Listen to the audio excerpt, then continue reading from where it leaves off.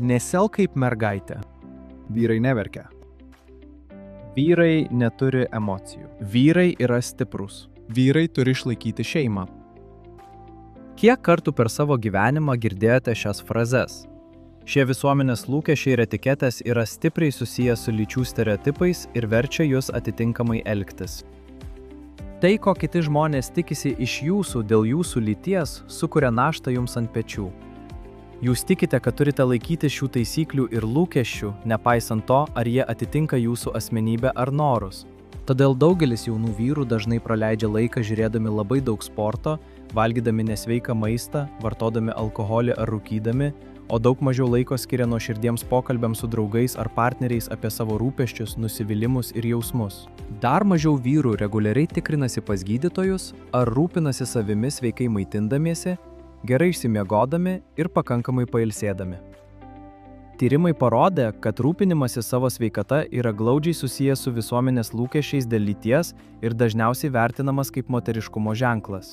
Vyrams dažnai sunku prašyti pagalbos, nes tikimasi, kad jie bus stiprūs, nepriklausomi ir patys susitvarkys su problemomis. Jie gali jausti, kad kalbėdami apie sunkumus jie atrodys silpni arba mažiau pajėgūs. Tačiau kai vengiama ieškoti pagalbos, problemos neišnyksta. Didėja stresas, kaupiasi emocijos, o tai gali sukelti nerimą, perdegimą ir toksiškus įpročius, tokius kaip alkoholis ar narkotikų vartojimas. Laikui bėgant tai gali pakenkti tiek psichiniai, tiek fiziniai sveikatai. Užuot leidę stereotipams automatiškai formuoti jūsų elgesį, pradėkite pastebėdami, kada jie daro įtaką jūsų sprendimams. Paklauskite savęs, ar aš tai darau todėl, kad noriu, ar todėl, kad to iš manęs tikimasi. Rūpinkite savo sveikata, neleisdami lyčių lūkesčiams daryti jums įtaką. Tinkamai miegokite, reguliariai valgykite ir įtraukite fizinį aktyvumą į savo kasdienybę ne dėl išvaizdos, o dėl savo gerovės.